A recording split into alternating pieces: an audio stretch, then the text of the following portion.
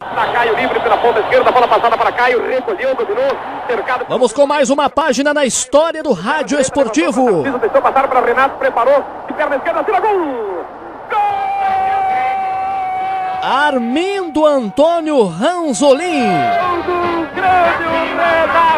Na série Narrador Esportivo de hoje, para vocês,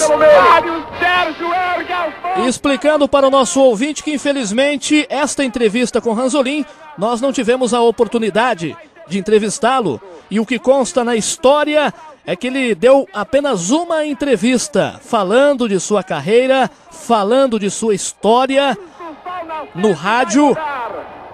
Apenas a entrevista que ele fez com os estudantes da PUC Rio Grande do Sul. É o que consta na história de Armindo Antônio Ranzolin como locutor esportivo. E naquela entrevista ele iniciou falando de como foi a paixão pelo rádio. E na verdade eu aprendi o que eu sei de rádio de ouvido.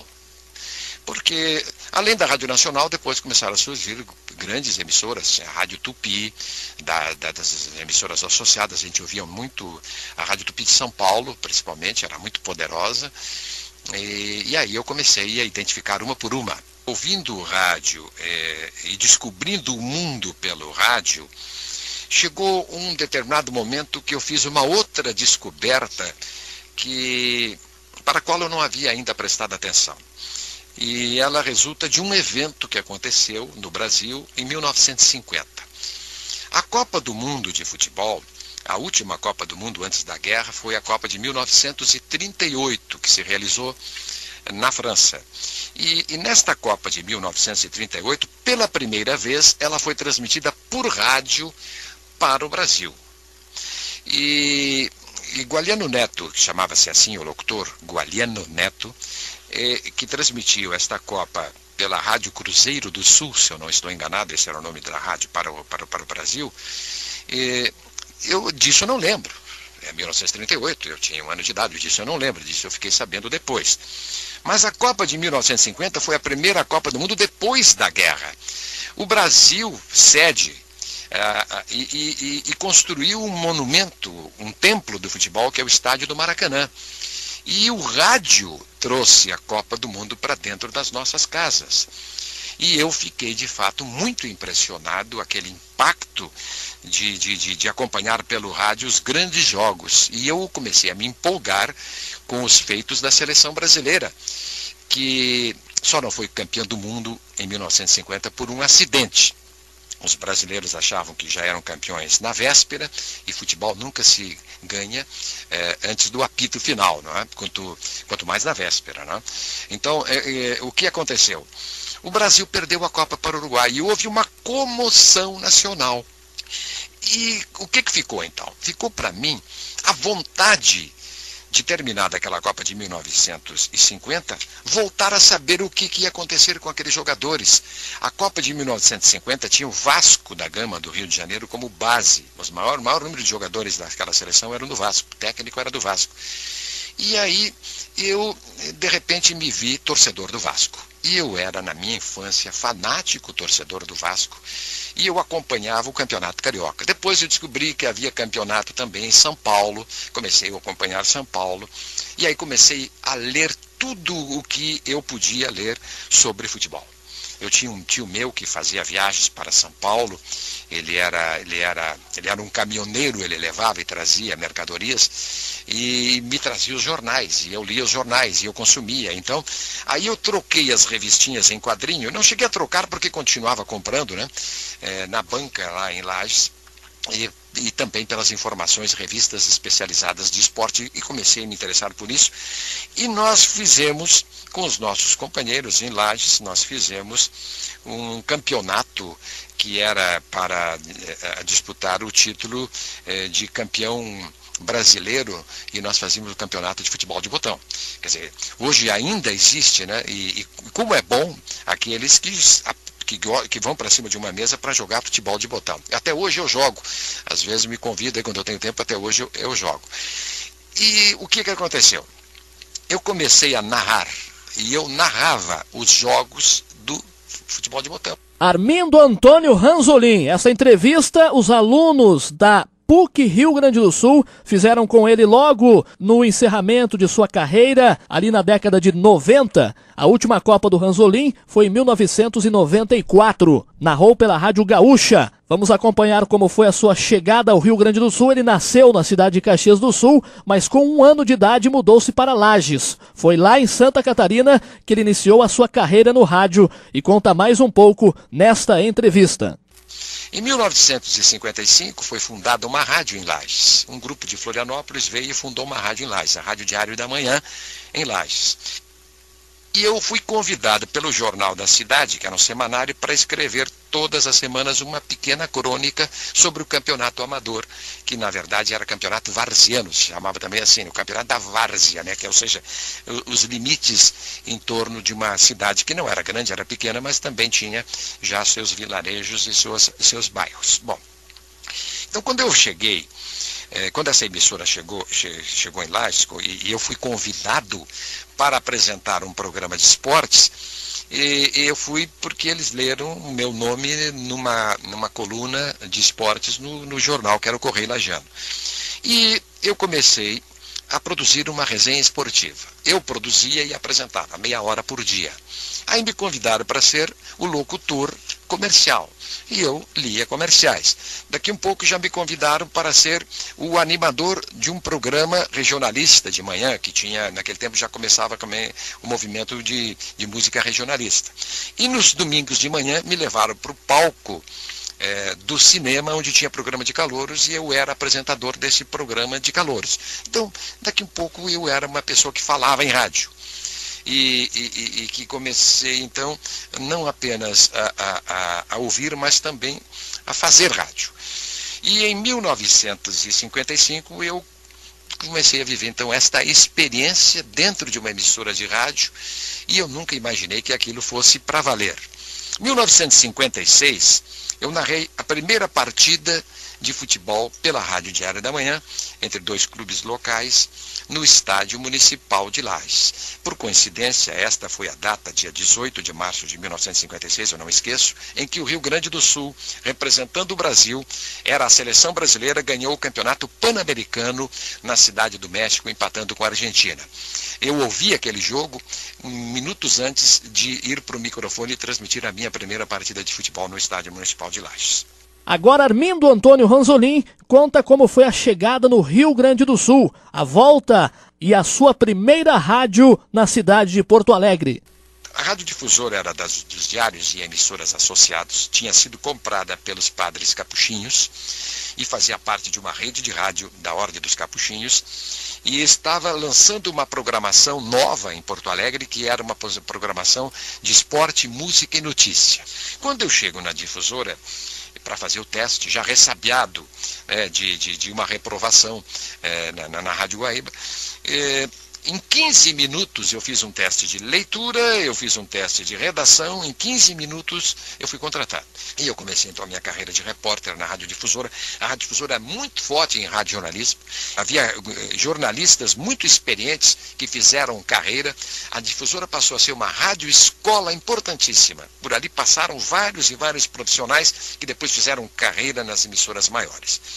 E eu fiquei na Difusora como repórter, depois eu transmitia trechos de alguns jogos do campeonato de aspirantes, ou fazia posto de algum jogo menos importante do campeonato profissional. Em 1961, eu ganhei um troféu aqui, o troféu J. Bronquinha. O J. Bronquinha era um comunicador da Rádio Gaúcha que fazia comentários na Rádio Gaúcha em defesa do consumidor, em defesa do povo, e que faleceu jovem. O nome dele foi dado a um troféu J. Bronquinha que o jornal Última Hora instituiu, e por votação as pessoas escolhiam no final do ano os melhores do rádio, em cada categoria.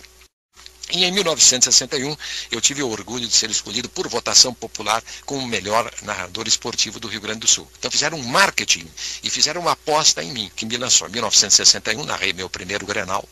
Meu primeiro Grenal foi um sofrimento, porque eu fiquei esperando aquela escala. Eu tinha competição, eu tinha 3 que competiam comigo na Difusora. Eu fui promovido a titular, mas aquilo depois de muita luta, em fim de 1960. Primeiro jogo de futebol que eu narrei como profissional, um jogo inteiro, Foi um jogo em que eu fui para o estádio para ser repórter de campo. O diretor de esportes da Rádio Difusora hesitava em promover um titular. E eu fazia assim uma espécie de revezamento, mas eu nunca tinha feito um jogo inteiro. Me esperou na entrada do estádio e disse: você hoje vai subir para a cabina porque você vai narrar o jogo. Eu fiquei sabendo meia hora antes que eu ia narrar o jogo. O jogo era Grêmio e Santos, com Pelé e tudo, numa Taça Brasil. E só não tive a sorte de narrar o primeiro gol no primeiro jogo, porque o jogo terminou 0-0. Mas foi suficiente para que eu aparecesse como destaque, para em seguida me transformar então no locutor titular. Na Rádio Difusora, em 1961, eu já fui escalado para o primeiro Grenal.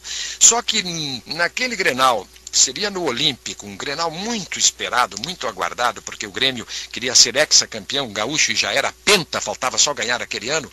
O Internacional estava reagindo e aquele jogo era muito esperado, era o jogo que encerraria o primeiro turno. O Jânio Quadros renunciou, deixou a presidência da República, eclodiu uma crise institucional no Brasil e eu tive que esperar um mês. Só depois de um mês voltou à normalidade, eu narrei meu primeiro Grenal. Eu ainda narrei tendo que dividir a narração com um companheiro. Havia um sistema em que se dividia o campo e um narrador narrava as jogadas da metade do campo para o lado dele e o outro narrador narrava a outra metade. Chamava-se diagonal. Eu dividi, nesse meu primeiro Grenal, a narração com Jesus Afonso. Na época da Revolução, agora Ranzolin conta nesta entrevista que por ter um vínculo familiar com algumas pessoas da política, por pouco não se complicou como jornalista. Então estoura a Revolução. E na Revolução houve um episódio que me colocou no centro de um incidente sem que eu tivesse dado nenhum motivo para isso. O prefeito de Porto Alegre era Sereno Chese. Sereno Chese é irmão da minha sogra, ou seja, tio da minha mulher. 3 meses depois de Sereno Chese ter ido a Passo Fundo, ser meu padrinho de casamento, já é prefeito eleito de Porto Alegre, né? Estoura a Revolução. E as pessoas confundiram que eu pudesse misturar a minha relação de parentesco, da minha mulher, pelo menos, com o prefeito de Porto Alegre, dentro da Rádio Difusora, que estava com receio de sofrer represálias de um governo que, naquele momento, já tomava conta do centro do país e estava tomando conta também do governo do estado do Rio Grande do Sul. Eu era um jornalista preocupado em fazer jornalismo e não tive nenhuma participação que pudesse ser assim um favorecimento a quem naquele momento estava sendo preso. Eu fiz apenas um comentário e fiz uma análise da situação num espaço que eu tinha. O que me levou a um grande e profundo descontentamento com a direção da Rádio Difusora. E o que eu fiz? Eu simplesmente bati minha carta de demissão e me demiti. O Sérgio Jockman, que era diretor artístico da Rádio Farroupilha, me convidou para assumir a direção de esportes da Rádio Farroupilha. E eu fui dirigir o departamento de esportes da Rádio Farroupilha e fui narrar futebol na Rádio Farroupilha a partir de abril de 1964. Já quase 69, a Rádio Guaíba voltou a me convidar pela segunda vez. E o convite aí era um convite irrecusável, porque eu ia ser o segundo narrador, eu ia ser o segundo narrador. Mendes Ribeiro já tinha vindo para a Rádio Gaúcha, Pedro Pereira era o titular da Rádio Guaíba, e a Rádio Guaíba tinha contratado o Antônio Carlos Rezende como segundo narrador, mas a Rádio Gaúcha recontratou o Rezende e abriu-se essa vaga e a Guaíba me convidou para ser o segundo narrador do Pedro. E não fiquei muito tempo, porque menos de um ano depois, os diários e emissoras associados me convidaram para voltar, mas aí para ser diretor-geral, diretor-superintendente da TV Piratini. Então eu ia viver minha primeira experiência de televisão. Dr. Breno Caldas, que era o diretor-presidente da Caldas Júnior, quando ficou sabendo que eu estava convidado pelos diários associados para dirigir a televisão, me disse que eu teria um lugar certo na Rádio Guaíba o dia que eu quisesse voltar. Ele me disse isso no dia que eu saí. Eu só exigi, eu já tinha decidido que eu ia ser locutor esportivo, que eu continuasse narrando futebol na Rádio Farroupilha. Eu não desisti, porque eu não sabia como seria a minha carreira como diretor superintendente. Sábia decisão tive eu naquele momento, inspirado, talvez já pela experiência de vida que eu tinha. Porque eu fiquei um ano como diretor superintendente da TV Piratini, as coisas não funcionaram como eu achei que deveriam funcionar. Quando eu decidi, então, voltar para a Rádio Guaíba. Eu voltei em 1970 para a Rádio Guaíba, para lá ficar, então, até 1984, quando eu vim trabalhar na Rádio Gaúcha. Vamos acompanhar agora um episódio histórico na narração de Armindo Antônio Ranzolin, que quando estava no ar pela Rádio Guaíba na década de 70, o chefe de esportes, que era piloto de automóvel e também narrador esportivo, se chamava Pedro Carneiro Pereira e é considerado também um dos grandes locutores lá do Rio Grande do Sul, acabou falecendo no autódromo de Tarumã e Ranzolin estava no ar naquele momento. E a gente tem um registro e você acompanha agora. Bem, esse tipo de informação nós não estávamos preparados para receber. O Pedrinho corre há tanto tempo, morre tanta gente nos autódromos, mas nós sempre imaginamos que com o Pedrinho isso não aconteceria. Confesso para os ouvintes da Rádio Guaíba que não há a menor condição para que nosso trabalho prossiga. A partir desse momento, o Departamento de Esportes da Rádio Guaíba hoje vai encerrar as suas atividades.